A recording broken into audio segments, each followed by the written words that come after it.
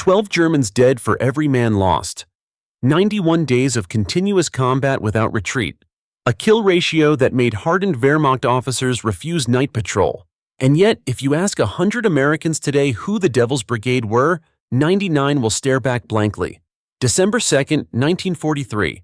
600 men begin climbing a 1,200-meter vertical cliff in -15-degree darkness.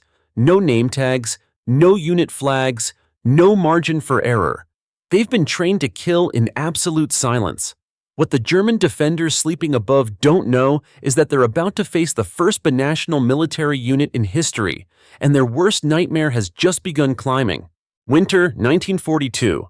The Italian campaign has become a frozen graveyard. Allied forces are hemorrhaging men against German mountain positions that seem mathematically impossible to breach.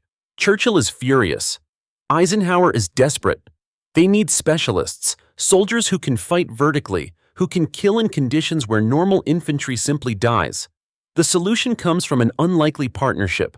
America and Canada agree to create something that has never existed before, a fully integrated binational combat unit, the first Special Service Force.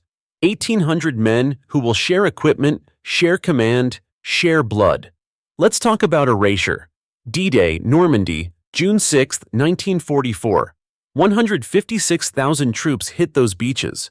There are over 1,000 books written about that single day. 50-plus major films. Every schoolchild knows Omaha Beach. Now consider this. The Devil's Brigade, 1,800 men who fought for 91 consecutive days without retreat, who achieved a 12-to-1 kill ratio against the Wehrmacht, the highest of any unit in World War II, gets approximately one B-grade movie made in 1968, and then silence. The Battle of the Bulge made Patton a household name. Monte la Defensa? You've probably never heard of Colonel Robert Frederick, and he commanded men who killed more efficiently than any American general's forces in the entire war. Here's what the statistics actually show. Normal infantry units in World War II averaged a 3-to-1 or 4-to-1 kill ratio on a good day. The Devil's Brigade? 12-to-1. They suffered a 39% casualty rate, double the average, because they were always sent to the impossible missions. 2,200 German soldiers confirmed killed, 187 of their own dead, 251 Purple Hearts.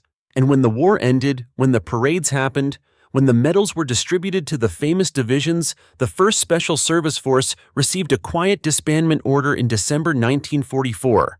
No ceremony, no newsreels, no place in the history books. Why? The answer is simpler and more painful than you think. Monte la Defensa rises 960 meters straight up from the Italian winter like a cathedral wall built by a hostile god. British forces tried to take it in November.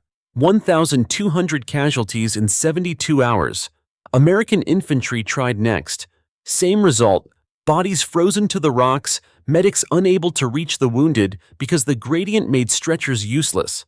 By early December 1943, General Mark Clark is out of options. The German positions at the summit control the entire Leary Valley.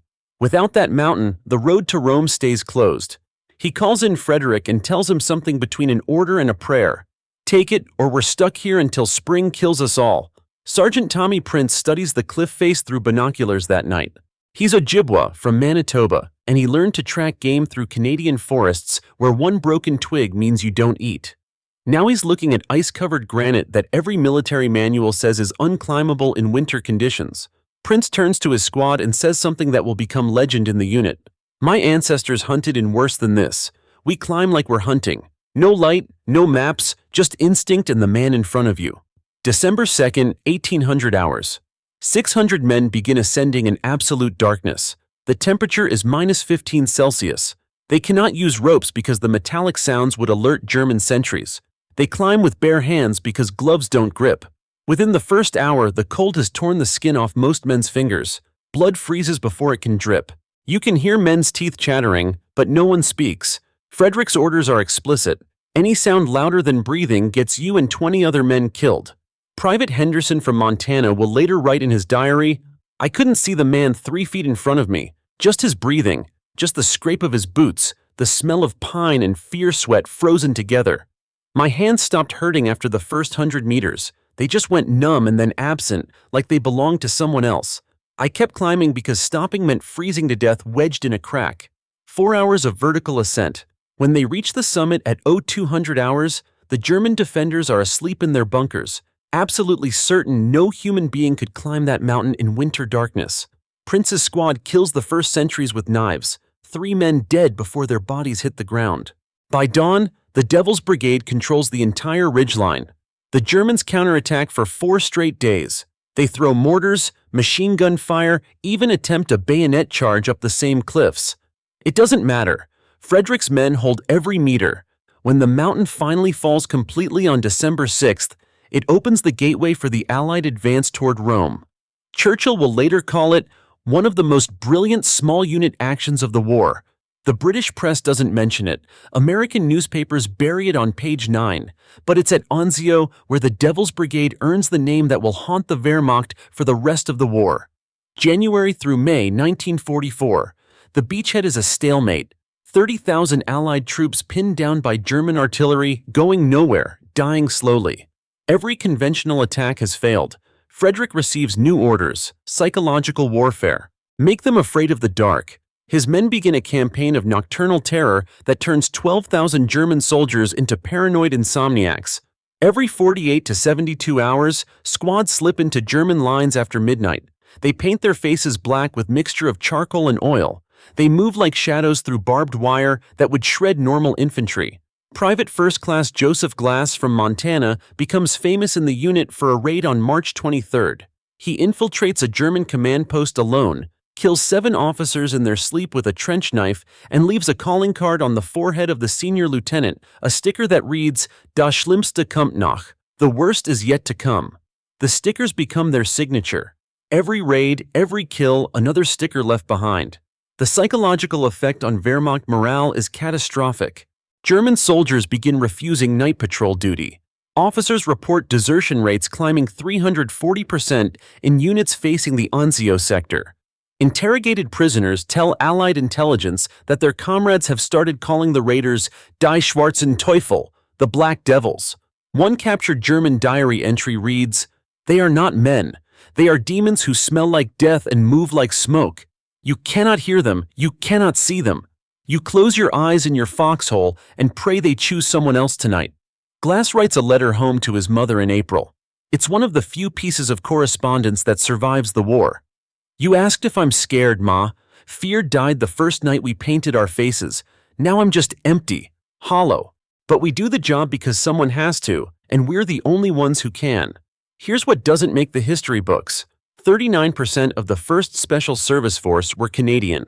697 men out of 1,800.